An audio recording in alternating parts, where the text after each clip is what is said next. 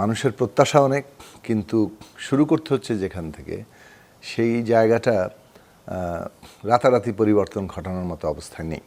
এই 6 মাসে বেশ কিছু চ্যালেঞ্জ মোকাবেলা করতে হলো আপনাদেরকে, বিশেষ করে ইরান যুদ্ধ, জ্বালানি সংকট, ওদিকে আবার গণভোটের রায় এবং সংবিধান সংস্কার পরিষদ গঠনের ব্যাপারে সরকার পক্ষের অবস্থা নিয়ে বিতর্ক তৈরি হয়েছে।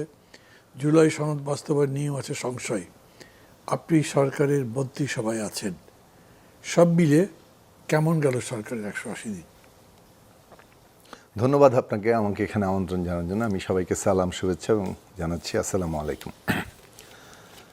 প্রেক্ষাপটটা তো আমরা জানি, আপনি নিজে সেটার সাথে যুক্ত ব্যাপকভাবে ছিলেন, সামনের সারিতে। হাজারো শহীদের রক্তে এবং হাজার হাজার মানুষের নানাভাবে পঙ্গুত্ব বরণ, কোটি মানুষের উত্থান, এই সব কিছুর মধ্য দিয়েই একটা অভ্যুত্থান সংগঠিত হয়েছে, যার প্রেক্ষাপটে একটা দীর্ঘ ফ্যাসিবাদ বিরোধী সংগ্রাম ছিল, যেখানে আপনি আমরা সবাই নানাভাবে ছিলাম। একদিকে আছে একটা মানুষের বিপুল প্রত্যাশা, আরেকদিকে হচ্ছে এই যে দীর্ঘ ফ্যাসিবাদী শাসন দুঃশাসনের মধ্যে অর্থনীতি একটা ব্যাপকভাবে ভঙ্গুর হয়ে পড়া কিংবা অনেক ক্ষেত্রে ধ্বংস হয়ে যাওয়া, রাজনৈতিকভাবে একটা পুরোপুরি একটা দখলদারি শাসন কায়েমের পুরো ব্যবস্থাটাই সেই রকম জায়গায় দাঁড়িয়েছিল প্রাতিষ্ঠানিকভাবে। ফলে এই সব অবস্থার মধ্যে দেশটাকে একটা নতুন করে গড়ে তোলার কিংবা পুনর্গঠন করার যে দায়িত্ব, সেটা তো স্বাভাবিকভাবেই খুবই চ্যালেঞ্জিং। মানুষের প্রত্যাশা অনেক, কিন্তু শুরু করতে হচ্ছে যেখান থেকে, সেই জায়গাটা রাতারাতি পরিবর্তন ঘটানোর মতো অবস্থায় নেই। ফলে অর্জন কতটুকু 6 মাসের মধ্যে হলো, সেটা বিচার তো শেষ পর্যন্ত মানুষই করবে।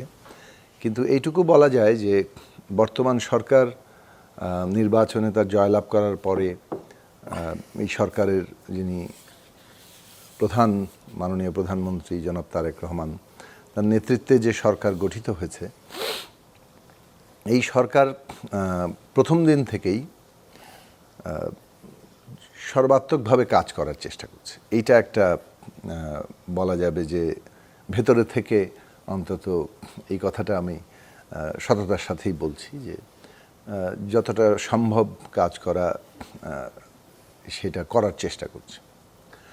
এবং এই ক্ষেত্রে কয়েকটা সরকারের মনোযোগের জায়গা যেভাবে আমরা দেখেছি নীতিগত দিক থেকে, যে প্রথমত সরকার মনোযোগ দিয়েছে যে তার নির্বাচনী যে প্রতিশ্রুতিগুলো ছিল, যেগুলোর ভিত্তিতে জনগণের ম্যান্ডেট পাওয়া গেছে, সেই প্রতিশ্রুতিগুলো পূরণ করা এবং দ্রুততম সময়ের মধ্যে করা।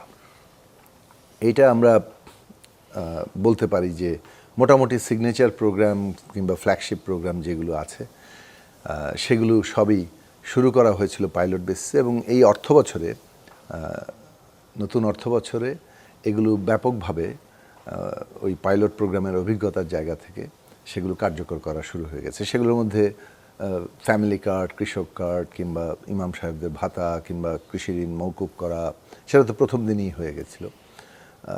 তারপরে আপনার হেলথ কিংবা one teacher one tab, one citizen one number,